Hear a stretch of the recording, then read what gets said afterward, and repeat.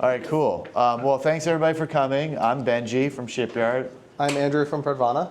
And we just were talking and we wanted to kind of start talking about platforms and kind of get some more events going and have people interact and drink, what are those things called? Waterloo water. Everyone loves those. We bought a bunch of beer. You can have some of that or hard seltzer, but everyone likes those things. There's wine, all that stuff. But seriously, it's Andrew and I are going to talk about some platform stuff, but it's really about everyone interacting together and just trying to get the communities back together. I'm actually in New York most of the time. Andrew's? I'm here. I've been in San Francisco 18 years, so I've been around in this area for a while. And and then also want to thank Heavybit for having us and hosting the event. Thank you, Heavybit. Thank you, Heavybit. I think they're not even in here. They can hear us clapping emotionally. Look, what's the title of our thing, Andrew? The intersection of platform and DevEx, a fireside chat. There's no fire, sorry. There's red lights though. There are red lights. And so we just kind of want to talk about kind of the new hotness, I guess, is platform. Everyone's talking about it the last 2 KubeCons. I think that's the backstage has been the talk of the town. I guess maybe show of hands, how many people either are on a platform team or have a platform team in their organization that's getting, okay. Yeah, it's a platform meetup, but well, you never know. Some people want to learn. I think I heard the stat: 40% of people, or 60% of people that go to KubeCon have never used Kubernetes. That's the true stat. It's actually that. That's pretty evident. It's all investors. Yeah, it's all VCs. Okay, so enough of the comedy show. Maybe we'll do quick intros maybe for ourselves. And we'll continue the comedy show, but we'll also do some intros. Let's do some intros. Andrew, you go first. Okay, so first, thank you everyone for coming. I'm Andrew, currently co-founder CEO of a company called Pradvana. We build continuous delivery, intent-based delivery systems. Prior to starting that, I guess I'd been in the Bay Area about 18 years. Used to be VP of infrastructure at Dropbox. Was there from about 100 people to 3,000. And then was at YouTube before that from about 100 through 3,000 as well, and then spent time at AOL in the early days when people printed CDs, and since, I don't know, for some reason I've decided to stay in continuous delivery because it goes all the way back to CDs at this point. So that's me. I've been doing infrastructure probably 25 years now, and I love infrastructure. It's probably the best way to put it. Yeah.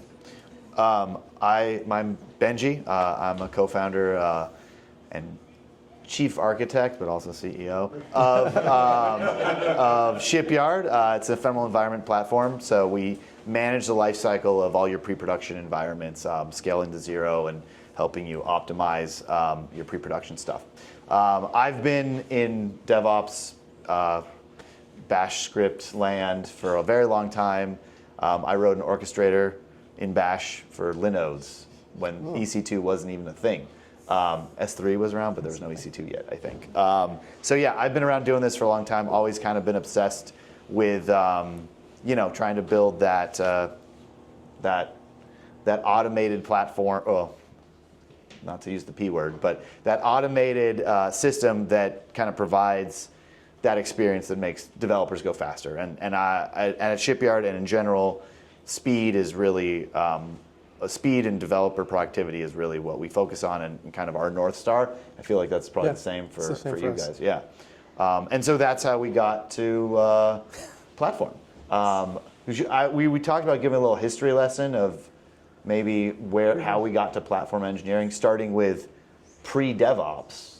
Yeah, I think one of the things we talked about is, and what we're going to do is, I think our journeys are very different in terms of how we got to platform. Yeah. So maybe if you want to talk sort of how you got into platforms, what your journey was into it. Sure. Yeah. Well, I mean, I told you it was Linode. I wrote my own orchestrator in Linode in Bash. But at the end of the day, what we're trying to do, I think most from the show of hands, most of us in the room, we're trying to enable people to move faster, right? And so there's kind of, Andrew and I were talking about this, there's kind of like a bottoms-up version of this and a top-down version of this. And specifically at Shipyard, we're very focused on the ephemeral environment side of things, which is not exactly fitting into the platform definition that I think people have today, or what I even think of platform. But at the end of the day, it's a platform. It's more on the DevEx end of the definition of platform. But the way that we got here was I was a DevOps consultant, actually, and I kept running into the same issues over and over again. And that is that people, staging, right? Staging was blocked. Is staging broken again? All that other stuff. So really my focus is from an environment perspective. And I think that there's a lot to be said, and I think we're going to talk about that on the tooling, and again, the backstage, that type of stuff. But our focus at Shipyard in general, my kind of obsession is around making these idempotent environments that enable stakeholders outside of the dev team to get hands-on access ahead of time. And the thesis that we have is that DevEx is not just for devs, it's also for product, it's also for QA, it's also, God forbid, for sales people to be able to demo things and to be a part of that. How did you get into platform? How did I get into platforms? Let's see. TLDR version. TLDR version is, when I joined AOL, I actually was very lucky to see, I think people very drastically underestimate how great the technology stack at AOL was at the time, in the early 2000s, late 90s. To put a fine point on this, we had to handle problems at the platform level where the thing you're competing with is television, right? The eyeball is not going to go to your phone or to your iPad. The eyeball is literally going to go back to a television where it is virtually 100% reliable, right? You turn that television on, I'm going to get something over cable or over the air, and my attention is now there, right? So the thing we were dealing with, because I worked in web cache and proxy, was we need to have a platform that can compete with that. And so when you think about that problem statement and you start to work backwards from there, what I saw when I joined, this coming out as a college grad, we were literally trying to make sure that if this modem, right, this 56K modem, if it goes offline, how do we make sure it reconnects? We can never on our side break.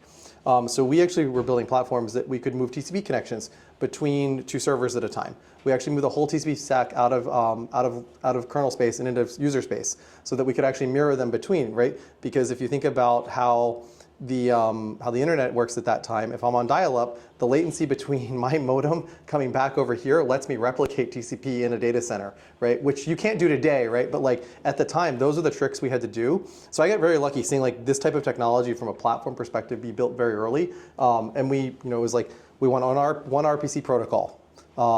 We want one C++ stack. We want one Perl stack at the time. And what about Tickle? Tickle is the interface. Actually, every single server had a Tickle interface embedded into it. And so you could go onto the Tickle interface, and if you needed to configure memory management or anything, right?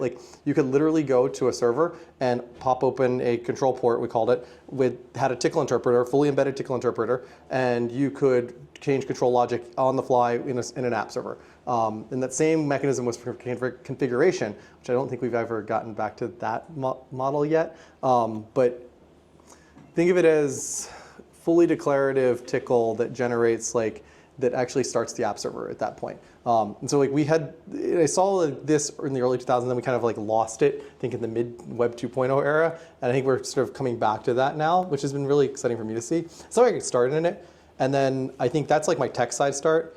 Not to ramble on this, but my management side was having seen hypergrowth twice.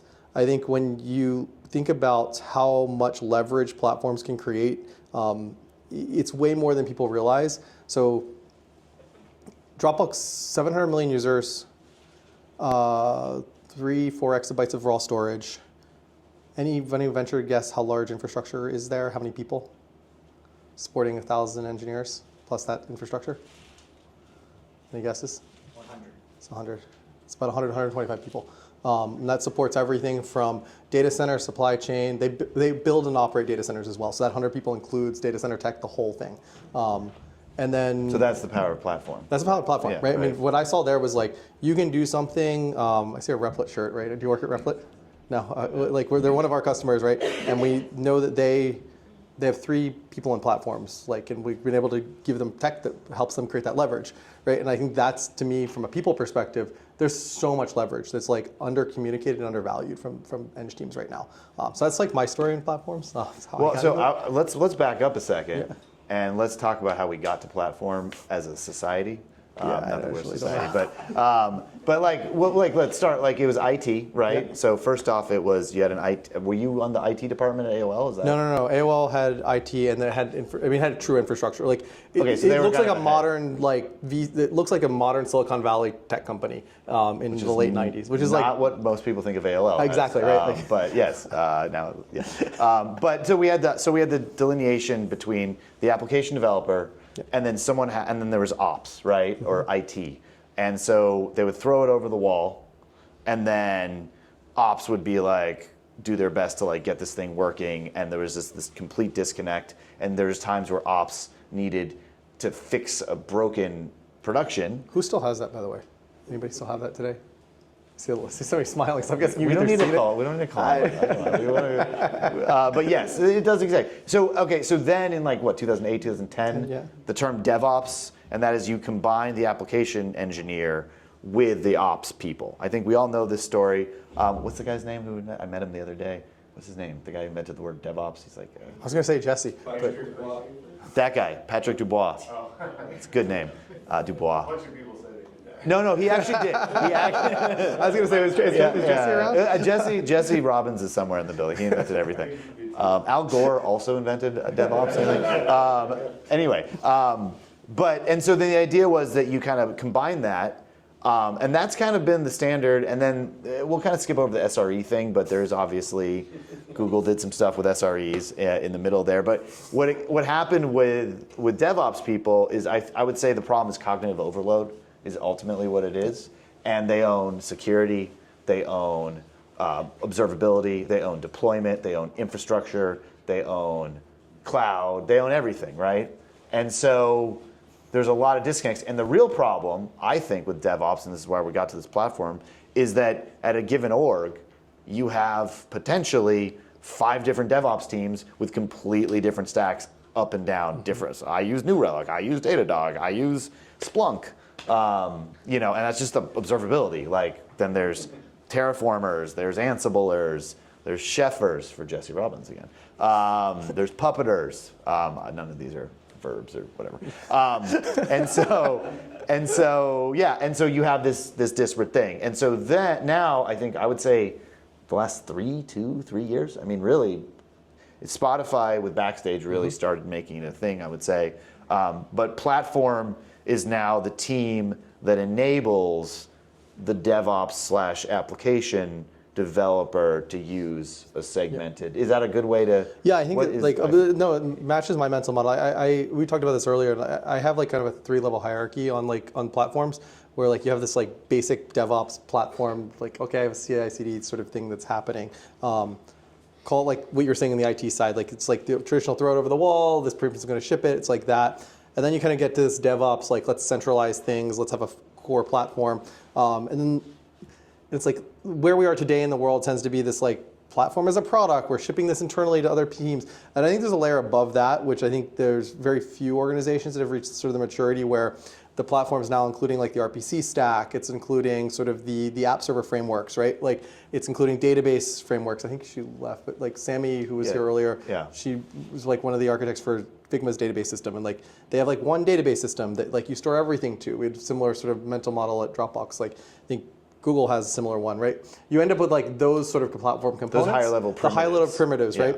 And I think right now where we are at platforms is like, okay, how do we get CI/CD? How do we get like monitoring? How do we make this to a workflow that generally works for engineering teams right now? Does that resonate with people? I'm just like curious. Like, I think so. Yeah. And I think the next getting to that 3rd level, I think is where the true leverage starts to come in. And I think that is a community, right? Like helping people paint the picture to like what's possible past just I'm going to make your CI/CD better, or I'm going to make your I don't even know what other pieces people include in platforms. Like infrastructure. Infrastructure, like your Terraform, like your Pulumi, exactly. like those pieces. Like I think that's like the I think that today is table stakes platform. And then Well, that's what people are aspiring to. Yeah. They're trying to get. they're trying to get there. Yeah, yes. they're trying to get there. I think that's the North Star for most teams right now. It's like, hey, what module can I use to deploy a RDS? Yep. You know, how do I get an RDS cleanly? Yep. One of the things that's, I think, a nuance with platform that I want to point out is platform teams need DevOps people, right? Yes. Because platform teams are an internal tool. So they're an application in and of itself. Now, there's always exceptions to this, but I think that the separation of powers is a big part of the power of platform, where you aren't making the DevOps person just have this crazy responsibility, this crazy cognitive overload.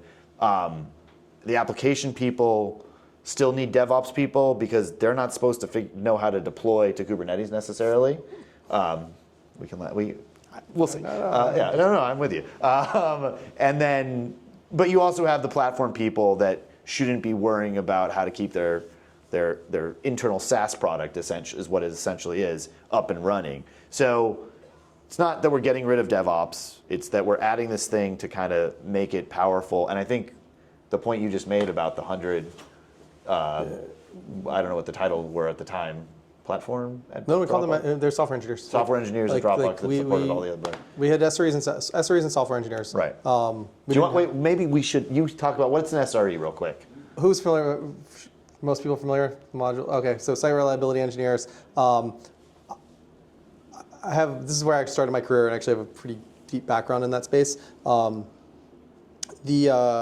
I think the key difference that most organizations get wrong in site reliability is there's an R in it, and like that is the job title, and that is the thing you should get hired and fired for. It is not about the other aspects of the job that like people start to glob onto it, right? Your job is to get a certain reliability, whether it's number of nines, whether it's user experience. Like there is a optimization function that is exclusively for that, and the toolkit could be monitoring, it could be software engineering, it could be platforms, right? But the goal is the R. That is the only goal of that organization.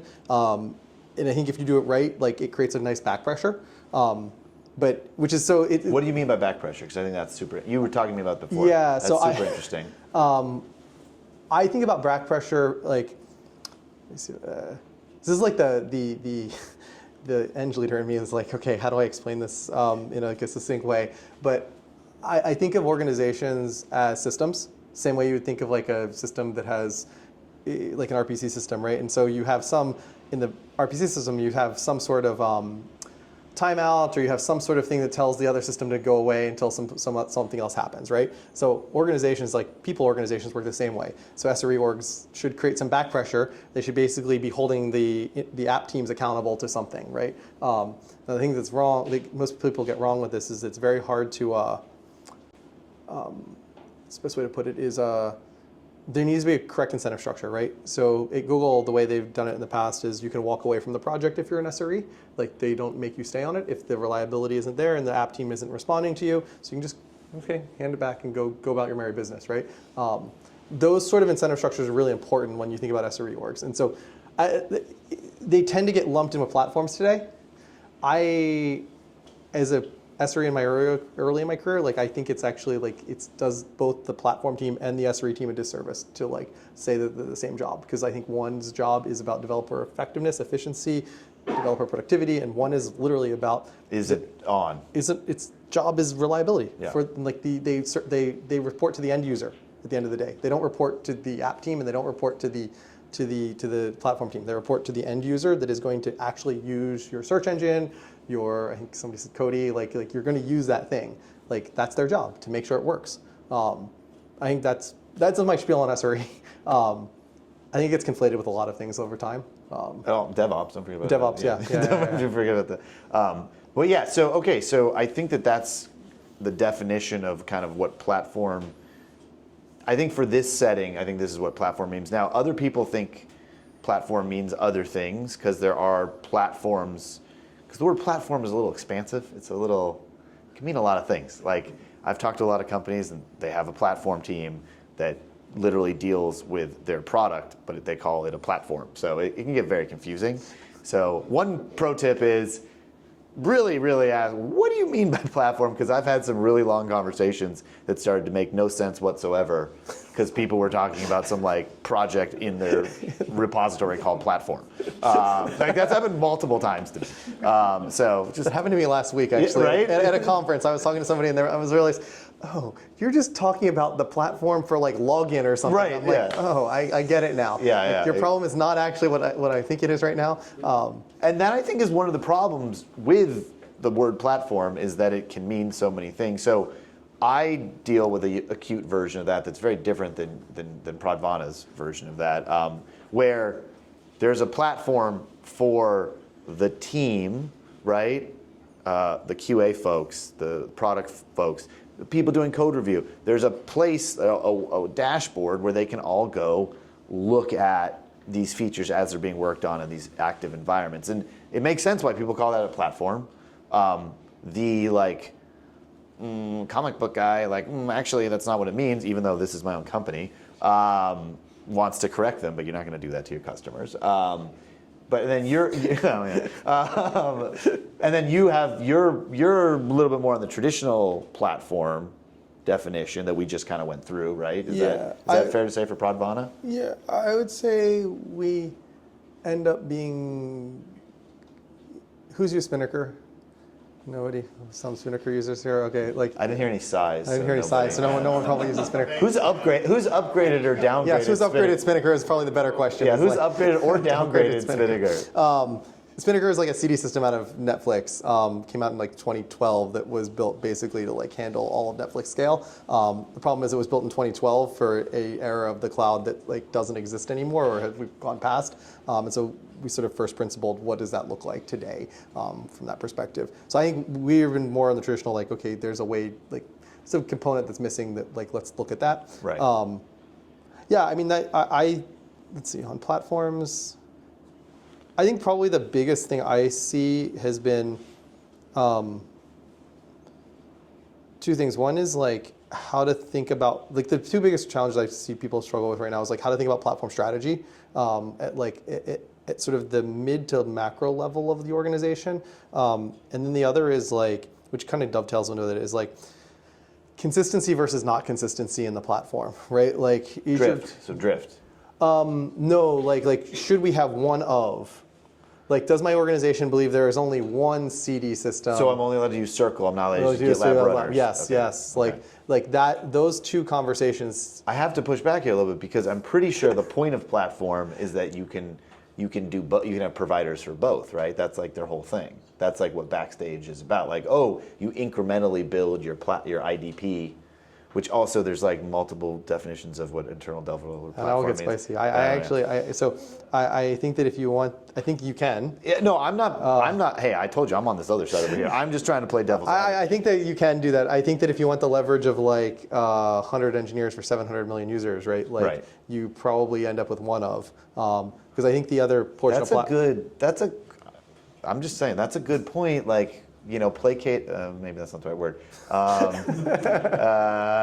Placating your ridiculous that one team that's like, no, we have to use Perl.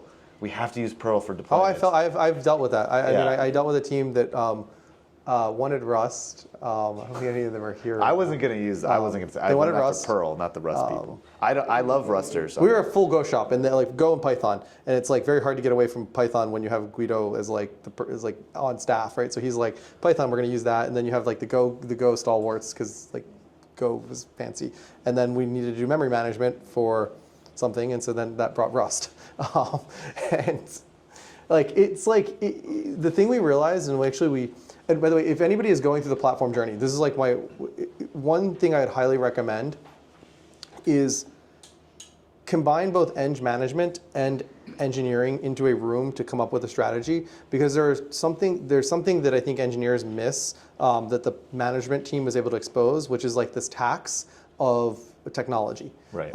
And we actually sat down and codified, for example, we actually costed what it took to add a new language on all core libraries. And so we had like tier 1 languages, tier 2 libraries, because if we added another language, that basically said to every infra team, you now must support another language library which is a whole other surface area for bugs, right? Right. It's O of N. Yes. And so like we said, there is only one, and if you ever want to have another one, it takes 2 VPs to approve this. Because like at the end of the day, right, you're basically at that point, when you approve a language, you're approving headcount. Yeah. Right? And we're like, that actually is not an engineering decision, because that is actually now a business decision. Yeah. And that for us, like it really, engineers struggled with that initially, but like we actually went through a whole process of like 3-4 months of like sitting in a room and like hammering out like, here's a document that outlines how we want to build software and like what are the trade-offs. And like, I remember the principal engineer that opened the talk, and he was like, look, it's a choice. You can have 2 or you can have 1. You can have really N or 1, and we're choosing 1. And now every other decision we make on platform is derivative of that. Right. And it's a choice. Like I think you can make N work.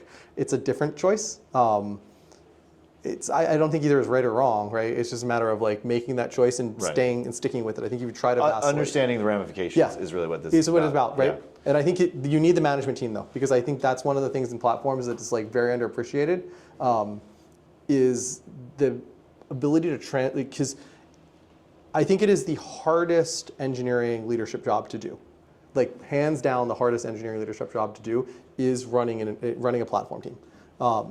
You're selling a product, you have all the same constraints, yet you also have users sit next to you, and you have to, you also have multidiscipline, which most, and this is probably different for your, like this is more, my background is like more traditional Silicon Valley tech company. Yeah.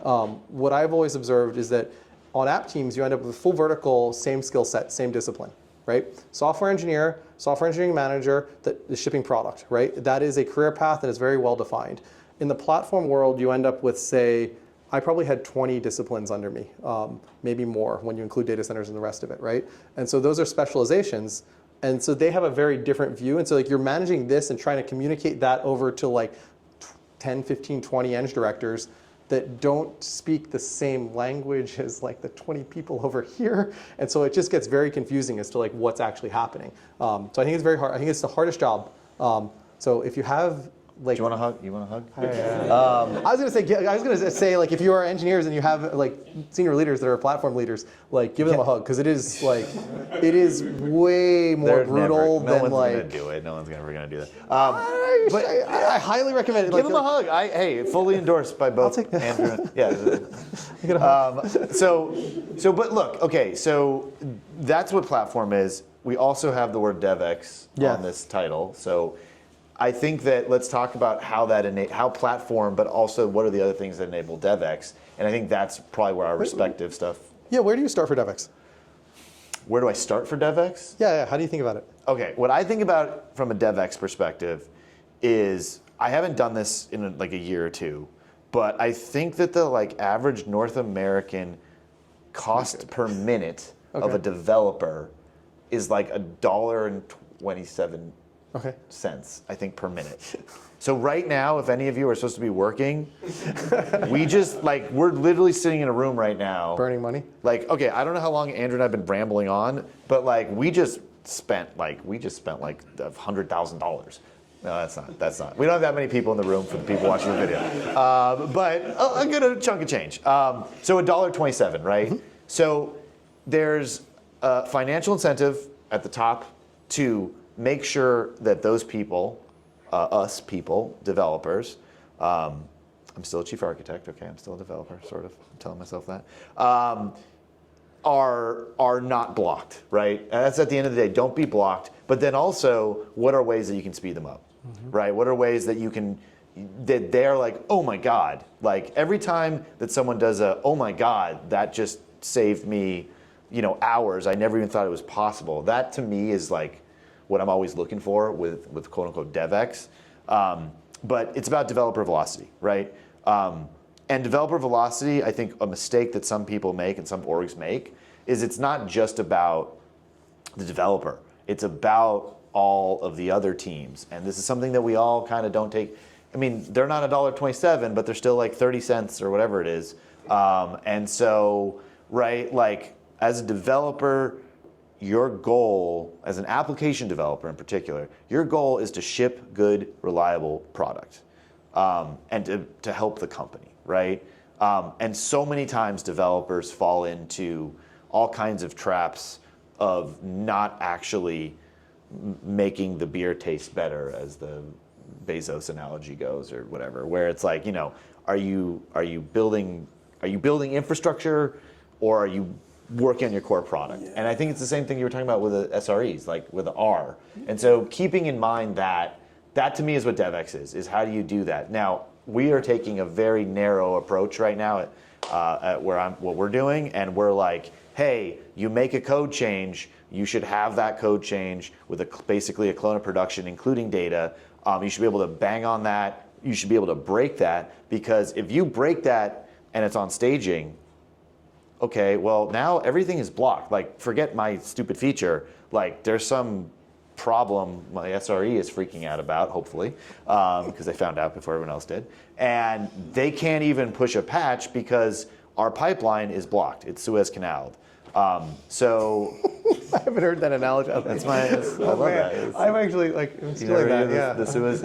It's staging the Suez Canal. Our pipelines. So how do you open up into the Red Sea as much as I was going a little too far with that one. How do you get to the Mediterranean? But seriously, and that's where our focus from a DevEx perspective is on, like, shift left, right? And like shift left your testing, shift left your code validation, shift left your database migrations, shift all this stuff over here in a place that's safe to break things.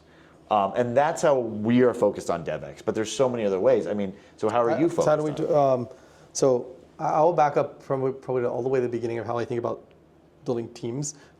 So for me, I start from like this framework of belief, purpose, and values. Like, what do we believe as a team? So for me, and that's usually a reflection of like leader, right? So it's going to be mostly, in my case, reflection of me. So for me, I believe platforms are a force multiplier, like full stop. And when I say that, or infrastructure is a force multiplier.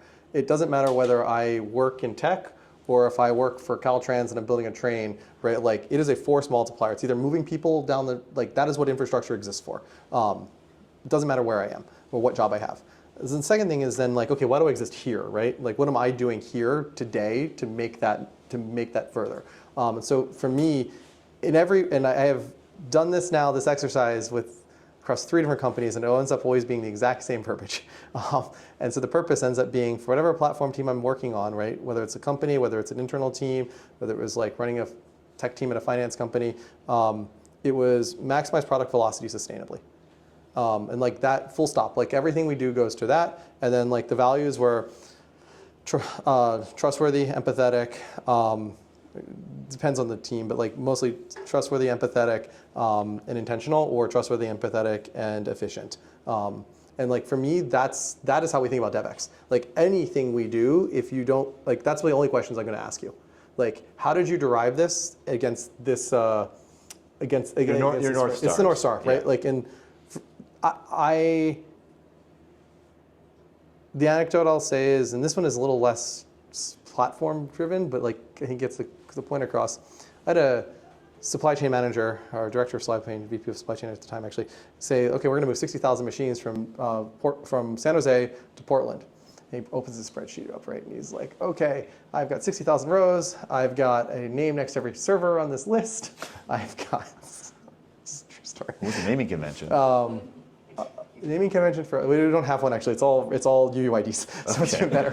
It's all like UUIDs of machines, like EC2 instance type names. These are physical things, though. He's got all these names, all these things, 60,000 rows of this stuff, right? I remember looking at him, I was like, hey, Ali, like, okay, I love you, but I'm sitting in this room with you, the TPM, and the head of capacity. I said, okay, like, I'm gonna ask you 4 questions. If you can answer these 4 questions, we can go about our business and you can do this plan. I said, first, does it maximize product velocity sustainably?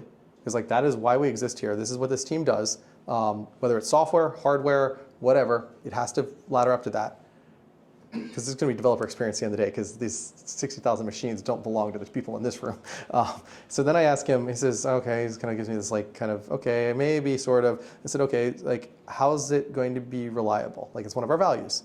I've never seen an Excel spreadsheet of 60,000 rows ever be reliable, right? Like who's going to maintain this thing? Kind of get this like, okay, I get where you're going with this.